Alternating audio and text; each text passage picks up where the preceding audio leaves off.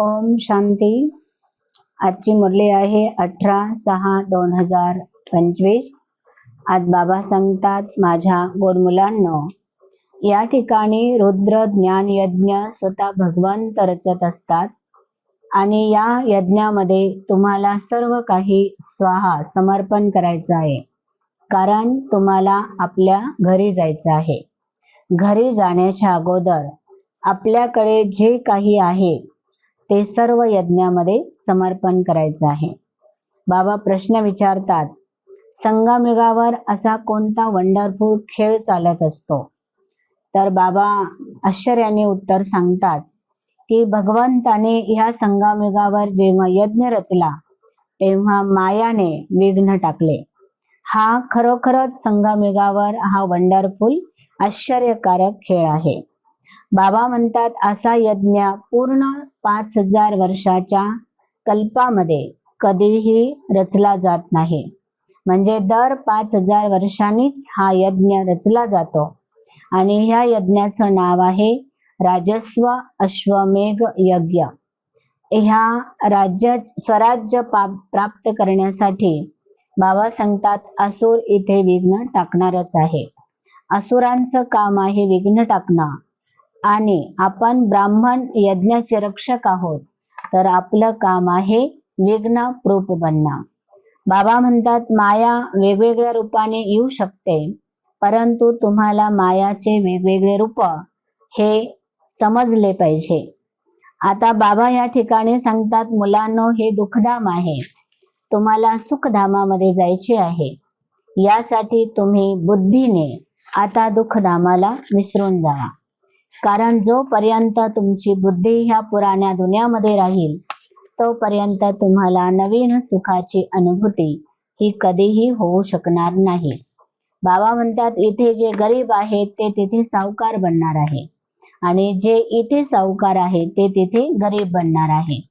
म्हणून गरीब मुलांचीच बलिहारी असू शकते, समर्पण भाव असू शकतो.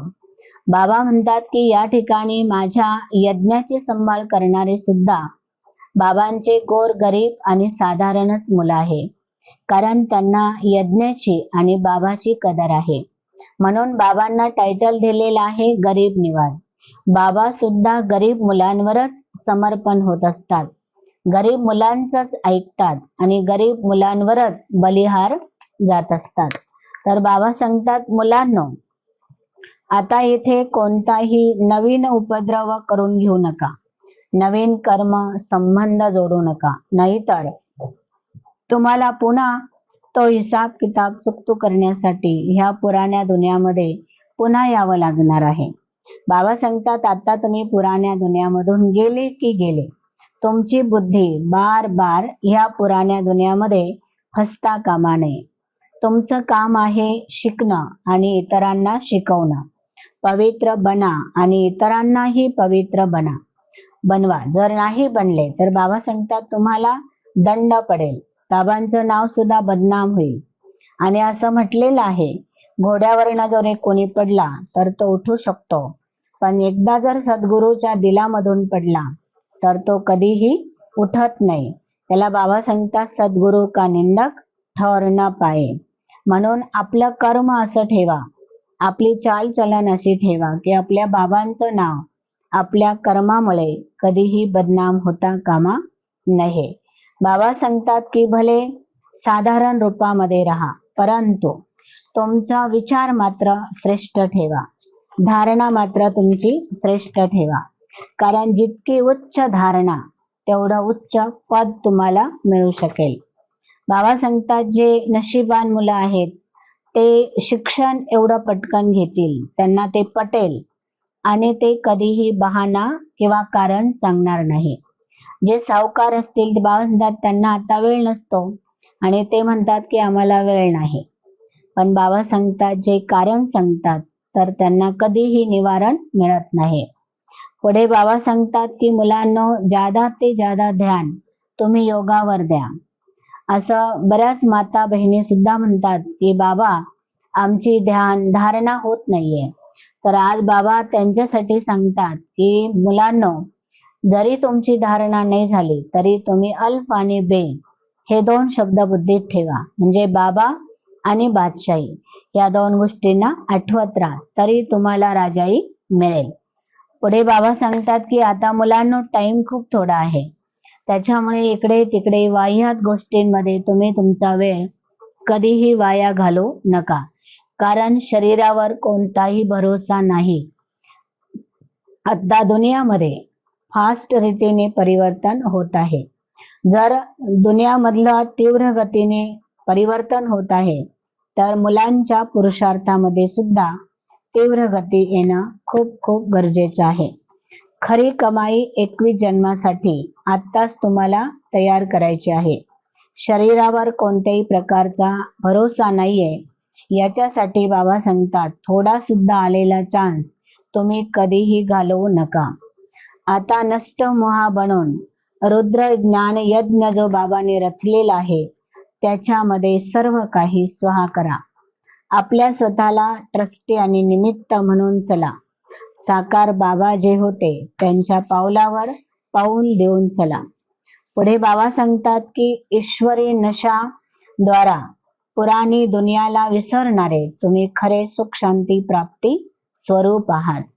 जसं बाबा सांगतात की एखादा व्यक्ती नशा करतो तेव्हा तो सगळं विसरून जातो, तसं तुम्हाला सुद्धा हा ईश्वरी नशा जर चढला तर तुम्ही पुराणी दुःखाची दुनिया ही सहजपणे विसरू शकता.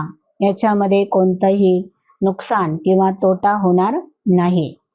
पुढे बाबा सांगतात की हा अविनाशी आणि ईश्वरी नशा आहे.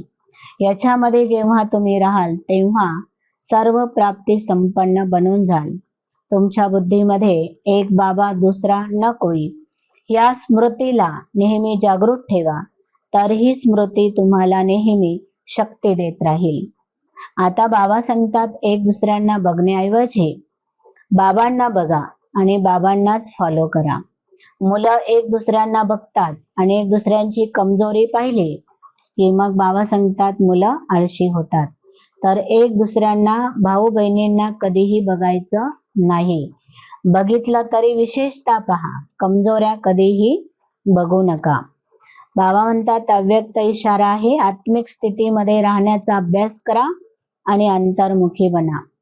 अंतर्मुखी जो बच्चा असतो त्याच्या प्रत्येक वाक्यामध्ये ज्ञानरत्न गुह्यतेने सामावलेले असतात. ज्ञानाच्या प्रत्येक पॉइंट मध्ये राज आहे. बाबा सांगतात फक्त ते ज्ञानाचे पॉइंट कोणत्या विधीने आणि कोणत्या रीतीने ते वापरले पाहिजे याचा मुलांनी निर्णय घेतला पाहिजे.